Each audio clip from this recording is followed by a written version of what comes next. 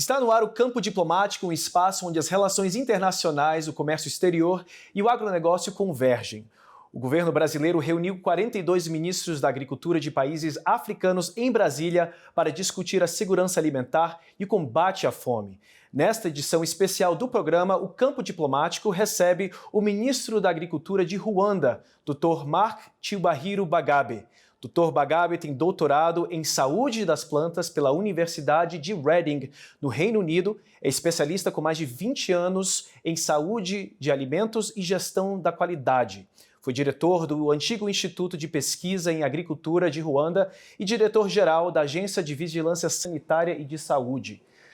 Well, Minister, thank you very much for your presence here. It's a wonderful opportunity and an honor to receive a Minister of State at our program. Thank you very much. Thank you for having me. Wonderful. So you're here in Brasília, where this meeting took place with other 42 ministers of agriculture, what is planned. And I'd like to understand, before getting into the specific topics, a little bit more about Rwanda, an important country which has been investing a lot in technology, in agriculture, to benefit its family farmers. Could you give us a bit of introduction to your wonderful country and its agriculture, please? Well, thank you. Rwanda is a country of, we define it as a country of 1,000 hills. In French, called mille collines. It's a country with 14 million people in the heart of Eastern Africa. Basically, it's in the heart of Africa. So anyone who wants to do business with the world, Rwanda is in the center. So you can go to the east, you can go to the west, you can go to the north, to the south, from Rwanda as a hub. And the river Nile and the river Congo, which one flows to the north, another flows to the south, to the west, to the Atlantic, another to the Mediterranean Sea, they all start from Rwanda. So that actually implies Rwanda is in the heart of Africa. It's agriculture-based, but also promoting services as well. Agriculture to grow a number of tropical crops that we know, which you also have here in Brazil.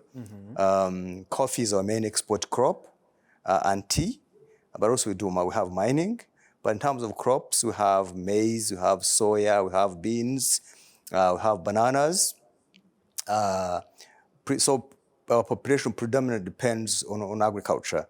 But services, in terms of tourism, financing, banks are coming to Rwanda, so Rwanda is positioning herself as a financial hub for Africa. Also a center for offices for different organizations of the world. So that's Rwanda that we have today. Rwanda is a country that is investing in IT, technology. Artificial intelligence is driving a number of programs in education, in agriculture, in finance, in services. So that's how we're positioning ourselves in brief. Fantastic. With this new moment, I would say, in our bilateral relations, with the opening of the embassy here in Brasília last year, the year before actually, in 2023, we can say that Rwanda and Brazil have a new beginning, have a new chapter in its bilateral relations. What are your expectations after this week, after having meetings with so many ministers, like Minister Wellington Dias from Development and Social Security and Combating Against Hunger, as well as with Minister Paulo Teixeira from the Family Farmers Agenda? I'd like to know, what are your expectations and what are you going to take back to Rwanda with you? First, having an embassy here, which opened in 2023, was very strategic. It would have been very difficult, I think, for me to have made this trip hadn't we had the embassy here in Brasília. So the embassy is here to open a new chapter of relations with Brazil, to deepen our relations, and meeting with these different ministers and Embrapa president this morning was fact-finding. And what I found is that Brazil and Rwanda, we share same ecologies, and therefore we have same challenges and same opportunities. So what I learned with the visit this morning, meeting the two ministers and the Mbrapa president, is that there are technologies ready to transfer and exchange of knowledge. It works both ways. Also, opportunities for capacity building in education, in agriculture, renewable energy, also different areas, although they are for agriculture, but I think you cannot talk about agriculture without talking about agricultural financing. What I learned today with interacting with these ministers is that for agriculture to be relevant, farmers have to have access to finance. And that's what the present government has done, providing access to finance. We are trying to do the same programs in Rwanda, but if we can be able to exchange ideas and make these programs grow. For example, Brazil has got this Global Alliance Fund on which Africa can tap, specifically Rwanda. The other lesson that I learned from these meetings is de-risking agriculture, making sure that agriculture is not a risk. So farmers can be able to go onto the bank, get money, and are able to pay back. So we are doing the same kind of program in Rwanda, and therefore cooperation would help our farmers to have this access to finance.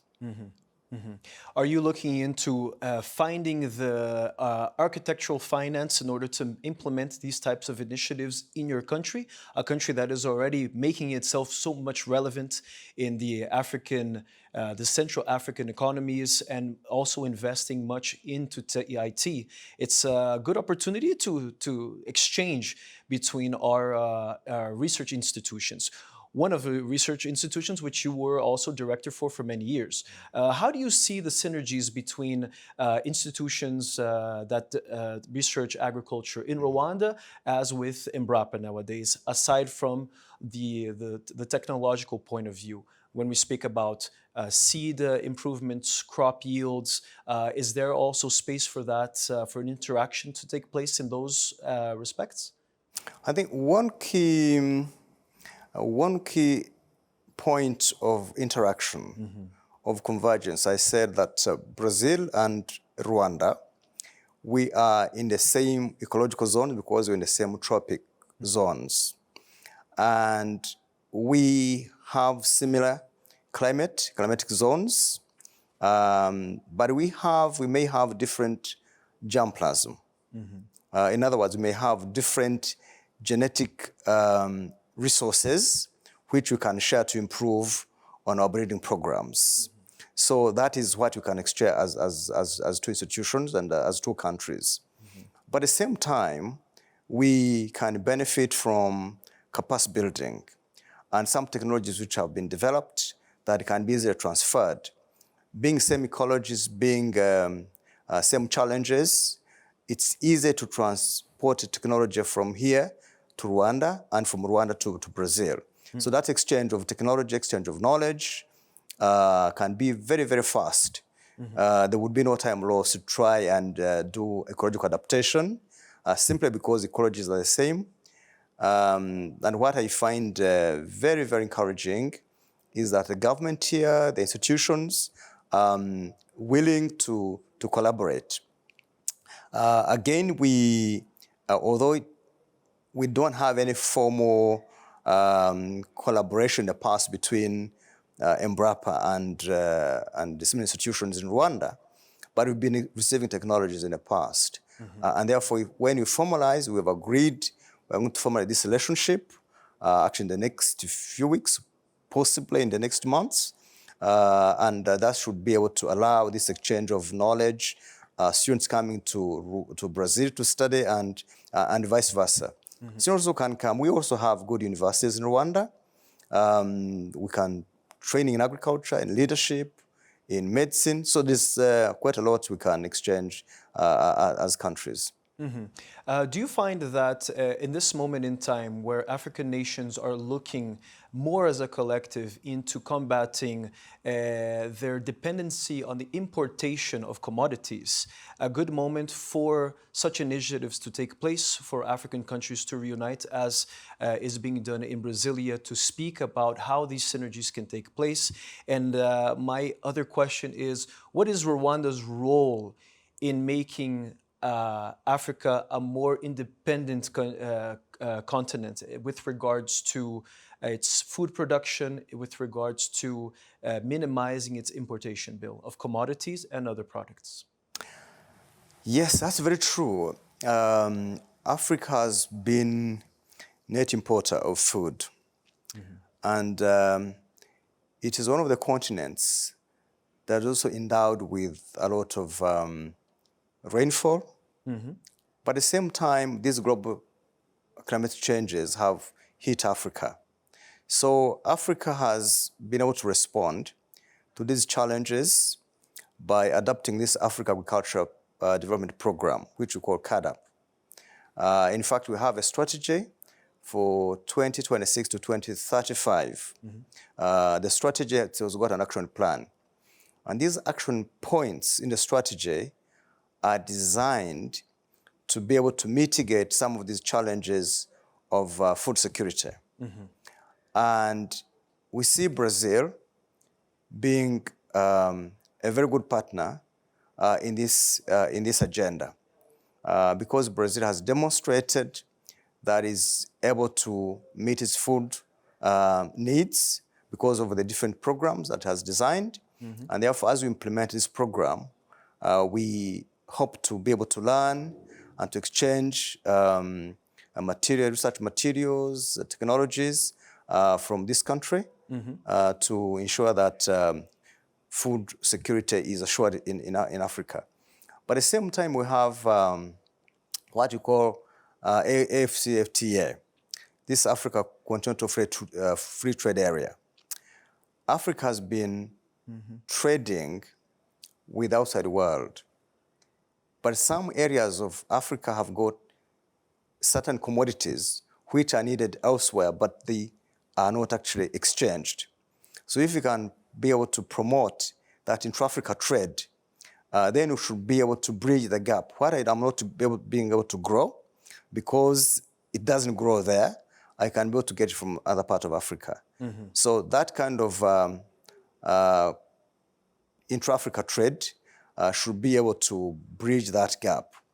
But more increasingly, I think as Africa, we want to invest in climate resilience technologies like irrigation breeding. And that ties in with the visit to Embrapa this morning. And we see Brazil playing a very key role in working with us to make sure that we are able to mitigate these challenges of climate change, pests and diseases, floods, droughts, which have been impeding our ability to achieve food sufficiency in the time frames that we've designed. Fantastic. Well, we're going to go for a short break, and returning on our second block, we're going to speak more about technology and those investments. Para você que nos acompanha, fique por aí que o Campo Diplomático volta em instantes.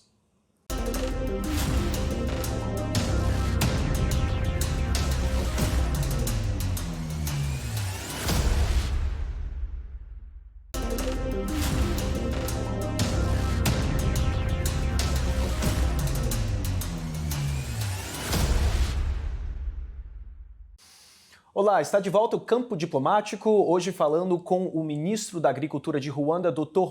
Cyubahiro Bagabe, aqui direto de Brasília.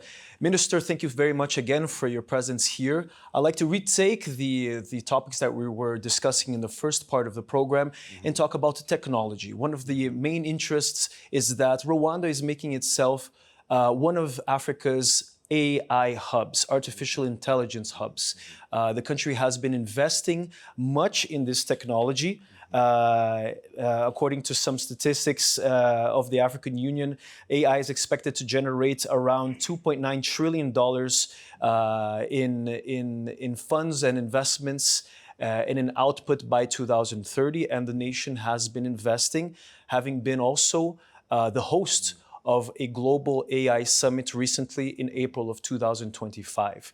What are the synergies between agriculture and AI today in your nation, and what are you expected to invest in this area to improve things such as crop yields and improve family farming as it is as a whole? Rwanda considers artificial intelligence and IT and other technologies as key enablers of our national development goals. As I said, our president has been the forefront of driving IT, artificial intelligence, and so we see these technologies taking the center stage, agriculture being one of them. I gave examples where we're using AI in predicting yield, disease diagnostics, determining soil types. We are using in transportation of semen for livestock.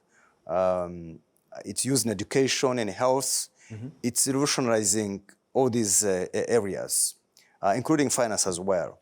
So hosting the AI summit was both a signal and a commitment Rwanda is making, that Rwanda aims to be a hub for responsible and inclusive AI innovations. Our focus on these AI innovations that transform the lives of people. That's the kind of AI we're interested in, for social inclusion, for development. So in agriculture, for instance, as I said, we're using for forecasting, and therefore we see digital technology being taken up by the youth, who form a big part of our population actually. 65% of our population are youth, and these are very good uptakers of AI. And being now used in agriculture and many sectors actually gives us guarantees that we are creating a generation of people that are going to be driving the different sectors, including agriculture. So agriculture is becoming very interesting and very exciting for youth. In the past, it was regarded as a profession for the old people that are in the villages. But now integrating precision agriculture using AI, it has made it very interesting for the youth. And therefore, that actually gives us guarantee of sustainability. And so we hope to be able to attract, we are creating innovation hubs for our youth, and being able to sell these technologies. And again, cashing on the different sectors of economy. We can be able to create, for example, tourism, agriculture, tourism, health, tourism, the different sectors using AI. At the same time, being able to provide the services in a much faster way. That's how we expect to cash in from these trillions we are talking about, the 2.9 trillion we are talking about. But especially creating efficiency in the service provision. In Rwanda, we believe in service delivery that is rapid, that's efficient. And that's what people want, the business want. They want efficient systems. Definitely. One of the most impressive, I think, initiatives round up by the Rwanda Agriculture and Animal Resources Development Board was the Digital Soil Information System, which has been implemented. And it's a wonderful tool also to make not only environmental tendencies more previewable, but also to give these agricultures, especially family agricultures, resources in order to prevent yield loss, prevent crop loss, amongst other technologies which are very important for the sector. So it's a country that has been implementing a lot of resources, as well as irrigation systems based on solar energy, as well as other initiatives. So I think, would we say that this is a country that is a local leader in the implementation of technology, keeping in mind that you are a landlocked country, but you're also a very important country with water resources for other neighbors, correct? Yes. I have to be modest here, but at the same time, I think accept that we have made very positive, good stride in terms of technology development and applications.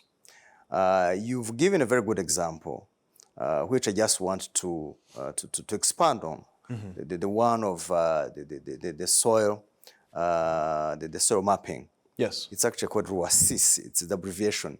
It's Rwanda Agricultural Soil Information System, where in the past, the way we applied inputs, fertilizers, we knew, for example, that a particular crop requires certain types of inputs, and therefore they were applied in a blanket way across the whole country, regardless of the soil being different. The soil can be different in different parts of the country, but so that's how they were being used. So that is in itself was a waste, where, for example, inputs were being used where they're not needed. But there are other extremes where I think there were suboptimal use of inputs simply because we didn't know what was in the soil. But with this revolution of using artificial intelligence and having that map in place, we are now able to tell how much the soil has, the deficiencies, and therefore we can apply for the specific crop that you want you wanted to plant. So that has got many benefits. First of all, we are saving on the inputs. We are creating efficiency in terms of use of inputs, and therefore we are saving money that would have been wasted applying unnecessary and unneeded inputs in the soils. Right. When inputs are not properly used, there is also a risk of losing yield. So this kind of revolution, I think, is making us do the right calculations, and so the farmer can be able to calculate the savings that is being able to make instead of using fertilizers which are not needed. So this is being extended even beyond this type of technology. I gave an example of weather forecasting. Yes. So therefore, in the past, they would apply pesticides based just on rough predictions. But today you can predict that when you integrate different factors of temperature, humidity, then you can be able to tell the probability of this disease going to develop is very high. Then you can go and apply. But if you don't have those conditions, then there's no need to apply. So this is where technology and AI is playing a very big role in creating savings and in increasing yields. Well, the population is very dependent on agriculture for its income in a vast majority that we can calculate. My question is, besides bilateral cooperation with the Brazilian governments and the various institutions, what is the private sector's role in advancing to the goals that Rwanda has set in place in order to improve its agriculture and improve its development? In our vision, actually, we had a vision in 2020. We are now in 2025. It's over now. But from that time, from the year 2000, we set ourselves a vision whereby the private sector will be leading the economy, including agriculture. And the private sector of Rwanda has embraced that vision. So they have been playing a very key role to such an extent that they are involved, for example, in even agricultural research. Some private companies are doing research on seeds. So when you look at the whole value chain, let me see if you take one value chain, you find the private sector driving it. And therefore we see our private sector playing a very major role in agricultural ecosystem. The government is there. We are there as a government to create the environment that allows the private sector to flourish. we've reached a point where even the private sector are doing self-regulating. You know, when you begin to get a private sector where there is self-regulation, that's a sign of growth. For example, if you want to do export, there are a number of inspections, there are a number of compliances that are needed by the export market. But when the private sector has been trained to be able to self-regulate, that's a very positive sign. In the past, the government used to give a lot of subsidies in coffee farming, which is our main export, one of the export crops. And we export one of the best coffees in the world. Our coffee fetched the highest price last year on the world market, $12 per kilo on average. But in auction, sometimes we got about, I think, $80 per kilo. So what the private sector is now doing, they provide inputs to the farmers, and then they buy coffee from them. So that has disengaged government. What the government does is to make sure that supports them in ensuring that the ecosystem is right, the price regulation concerning the inputs, but in terms of provision and management of those inputs, the private sector plays that role. So when you look at the export, for example, recently Rwanda Air bought a cargo air, I think it was an Airbus.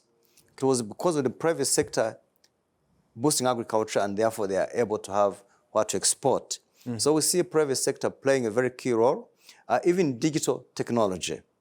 Private sector is embracing it. They are creating skills for young people. It's the main employer now. In our vision, in our National Strategy for Transformation, 2024 to 29, we want to create 1,250,000 jobs in 5 years. That's about 250 jobs per year. And we see the private sector playing a very big role in achieving that target. And therefore, what the government is creating that environment to allow the private sector to enable the private sector to be able to flourish and of employment.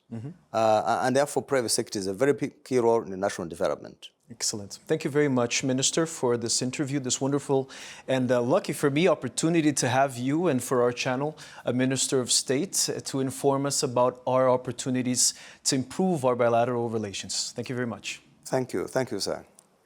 Eu conversei com o Dr.